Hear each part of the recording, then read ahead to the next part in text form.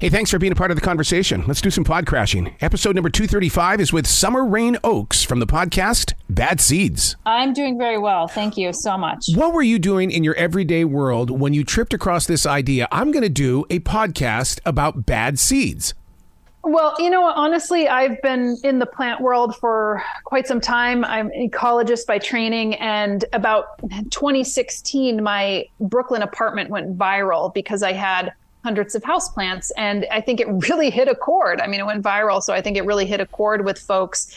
And I'm not saying correlation is causation, but when you saw that my place went viral to hundreds of millions of people in the course of like 3 months, the houseplant market started to really boom. Mm-hmm. And with that also started to boom more plant theft, more plant smuggling, more people wanting rare plants. And honestly, I felt a sense of responsibility and a sense of urgency about that. I tried to do a couple episodes on my YouTube channel, Plant Went On Me, to talk about these issues. I was made aware more of the issue through a friend of mine, Liz from Bee Willow, who runs an amazing plant shop in Baltimore, Maryland. And I started to donate a percentage of my Google AdSense proceeds to plant conservation to kind of tackle some of these issues following Liz's lead at Bee Willow.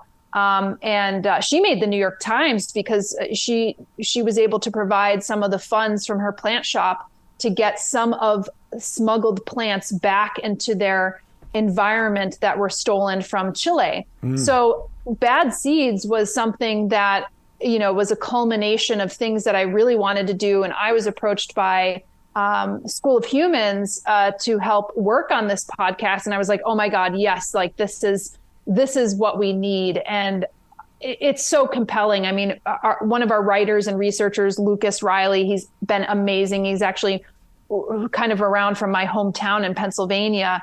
And we've just been working together. And I've been interviewing a number of folks that I've had on my YouTube channel.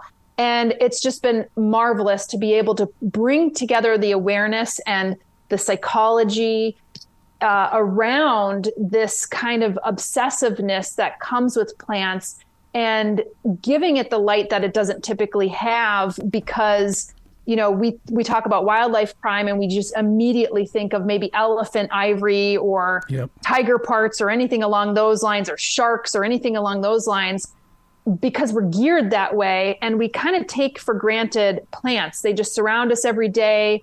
I'm sitting at a table that was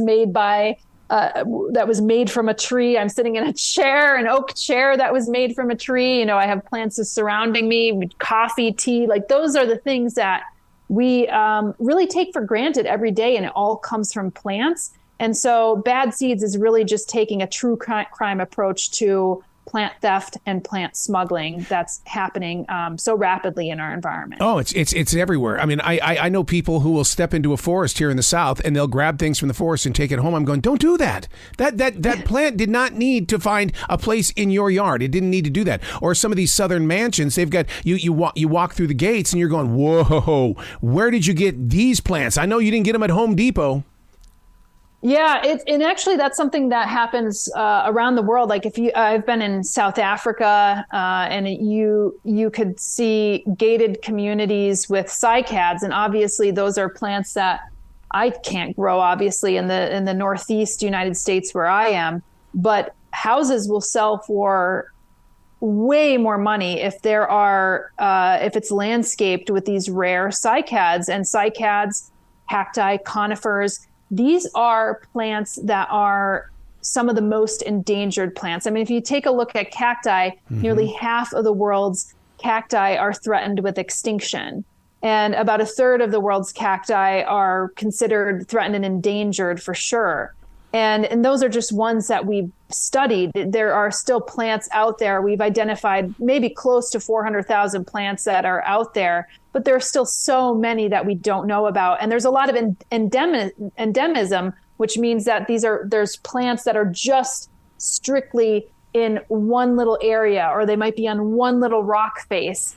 And oftentimes when people hear that, they want to have that plant in their collection. And, and I think what news headlines had been saying is that people in my generation maybe millennials or Zoomers had been really driving this. And that's maybe true to some extent. But one of the researchers out there, Jared Margulis, who we've highlighted in Bad Seeds, is coming out with a book in November. And he really went out to see where this kind of quest for these rare plants are. Who is driving the plant theft and the plant smuggling? And part of the answer is actually coming from Asia. Very wealthy collectors are kind of driving the trade. They might want a specific species or a group of species, and they'll go out and hire people to collect it. And this is actually not that unusual. I mean, this has been happening for hundreds of years, but we just didn't have the same kind of rules and regulations in place. And it's hard. You need to have the proper paperwork, phytosanitary certificates. You cannot bring plants willy-nilly over in planes or send them in just boxes without licenses and the proper certificates. It's like up there with drugs and guns, believe it or not. And some people can't wrap their heads around it. But when you start to actually look at the statistics, you realize, holy crap, this is a big trade. And it's not just, somebody plucking plants from a forest, as you'd mentioned. It's become very organized on the black market. I'll tell you what, right away I'm having visions of a kudzu, the way that they brought kudzu to the South and it took over everything, even bamboo. Bamboo is everywhere and nobody wants it in their yards. And it's one of those things where it's like, well, it looks, it's going to take care of the land. And it's like, yeah, but look what it just did to all of the land. It took it over and everything that was natural died. Well, and that's a whole other issue, right? Because you could bring in plants on the commercial market. We have a lot of, actually, the land that I'm on right now used to be a commercial plant market, and he specialized in these kind of interesting plants from different countries. But look, like also our forest is dying because we had an introduced hemlock woolly adelgid on our hemlocks, or hemlocks are dying. Beech bark disease was brought in combination with one of our native fungus as well. And then we have emerald ash borer that was brought in. So there's a lot of issues that happen with bringing in plants and also taking out plants. If you think about taking out plants from an environment as well, that's dangerous, because as we explicate in some of the episodes of Bad Seeds, these plants might be really critical to the environment and the food web. In some cases, I'm getting to know some of our plants that had been removed from our environment, which are specific to specialist pollinators, which are pollinators that are only there and rely on a specific plant for its pollen and nectar, or maybe resins in some cases. And if you remove that plant from the environment, you remove that pollinator and you remove everything else that pollinator might have an effect on. So we try to tell some of these stories to really get it through people's heads as to what you're doing at the cost of the environment. And it's an interesting psychological thing, because some people might say, well, if I don't take it, someone else will, and I'll better care for this plant, without really fully knowing all the ramifications, the environmental ramifications from taking that plant out of its environment. One of the things that I'm seeing a lot of lately is cross-pollination in the way of roses as well as apples. I mean that's got to be changing something in the environment when they're messing around with every flavor of the apple, or even with roses. I mean, I have a climbing rose now that climbed up a 17-foot white pine, and the flowers are all over that tree.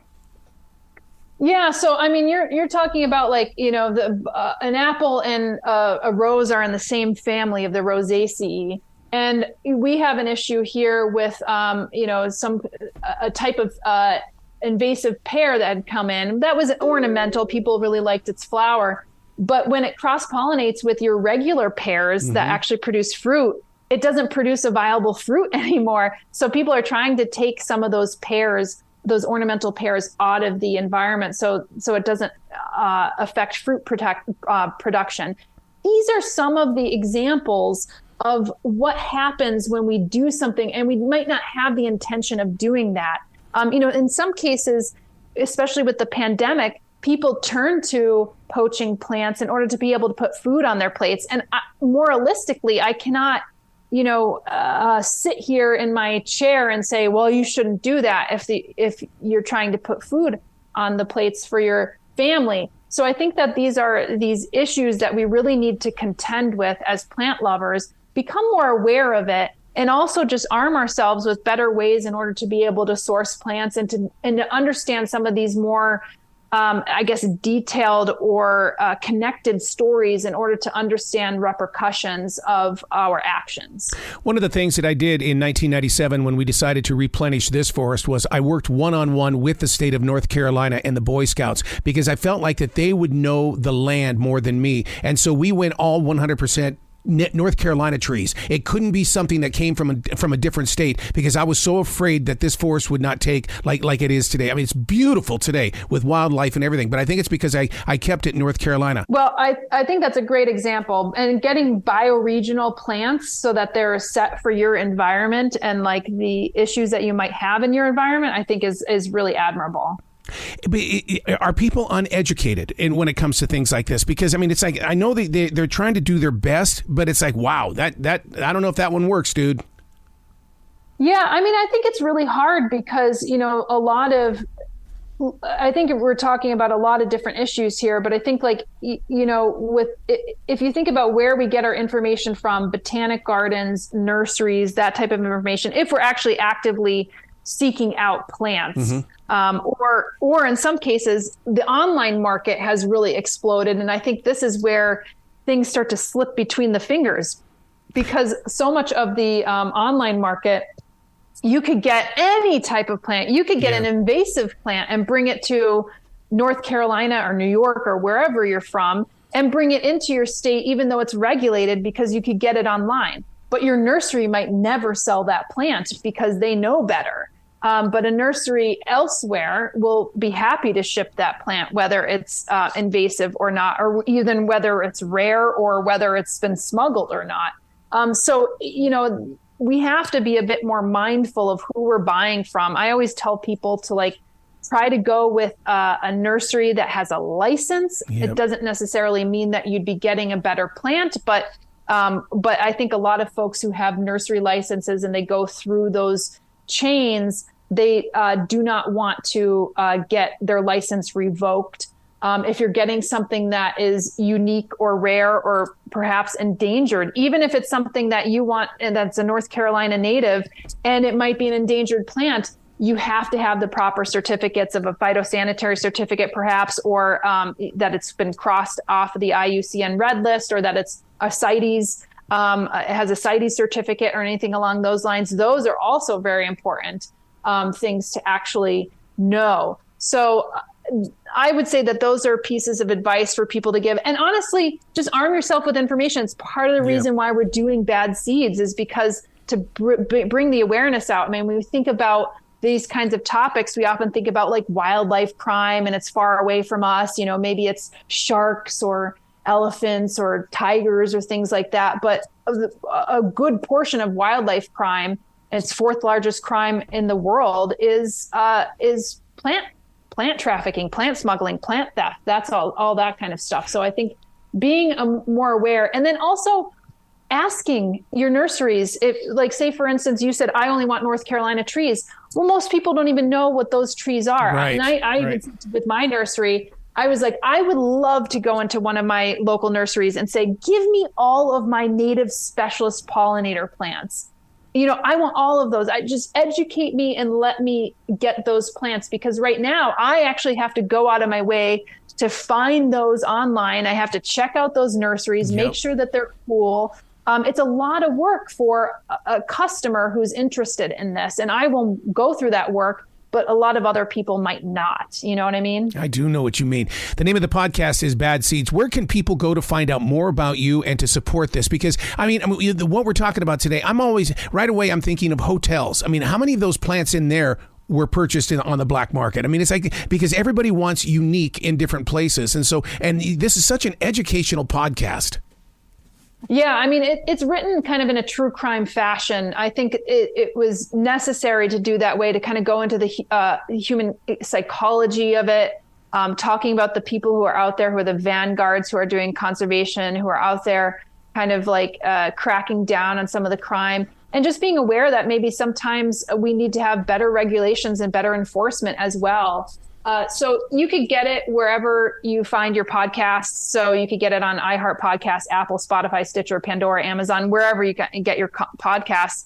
And you can find out also more about my YouTube channel, Plant One On Me, if you're really into plants. I also do another YouTube channel called Flock, which is focused on more outdoor gardening as well. And I think that, for people who are interested in this kind of stuff, like we talk about these topics. And I even give a percentage of my Google AdSense proceeds back to plant conservation. Again, kind of inspired by my friend Liz from Bee Willow, who was just out there kind of doing this. And I think more people who are interested in plants could and should do this kind of stuff because it's really underreported and it's sorely underfunded. Wow. Please come back to this show anytime in the future, Summer. The door is always going to be open for you.